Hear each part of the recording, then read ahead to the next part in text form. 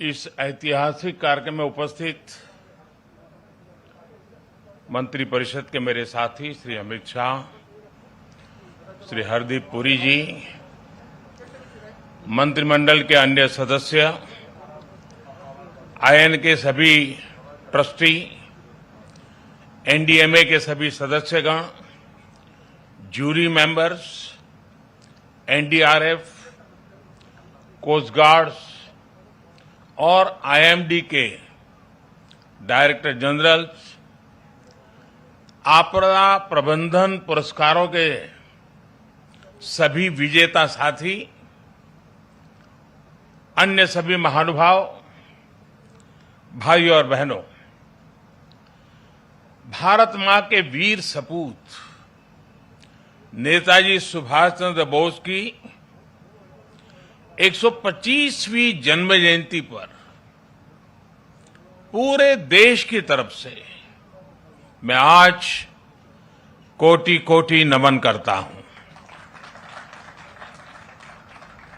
ये दिन ऐतिहासिक है।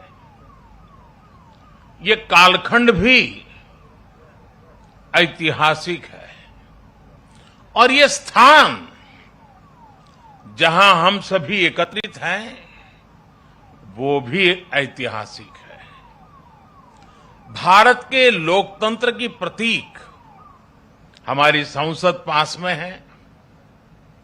हमारी क्रियाशीलता और लोकनिष्ठा के प्रतीक अनेक भवन भी हमारे साथ पास में नजर आ रहे हैं। हमारे वीर शहीदों को समर्पित नेशनल वॉर मेमोरियल भी पास है।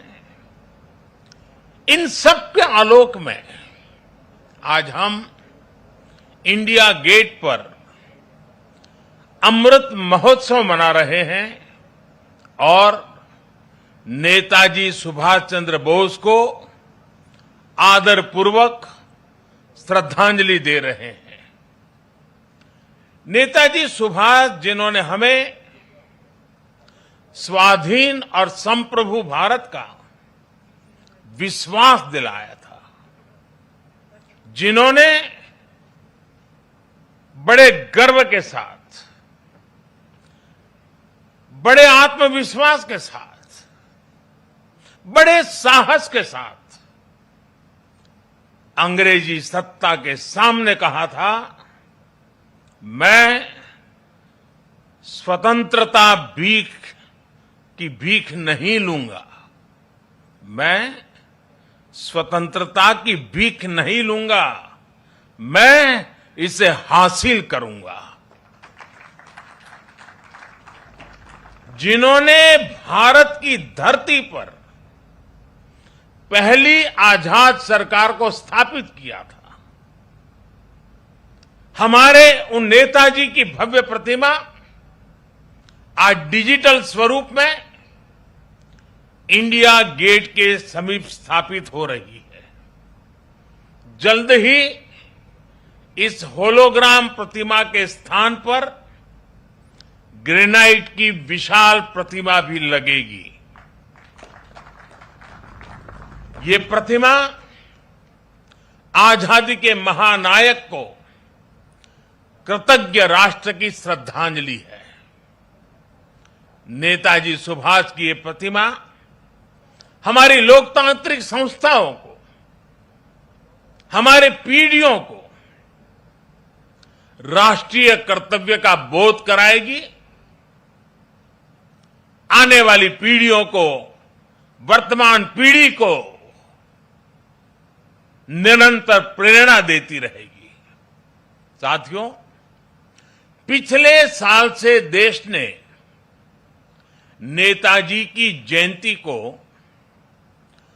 पराक्रम दिवस के रूप में मनाना शुरू किया है। आज पराक्रम दिवस के अवसर पर सुभाष चंद्र बोस आपदा प्रबंधन पुरस्कार भी दिए गए हैं।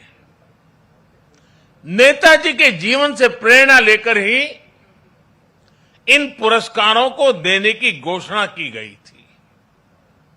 साल 2019 से 2022 तक उस समय के सभी विजेताओं, सभी व्यक्तियों, सभी संस्थाओं को जिन्हें आज सम्मान का अवसर मिला है, उन सबको भी मैं बहुत बहुत बधाई देता हूं। साथियों, हमारे देश में आपदा प्रबंधन को लेकर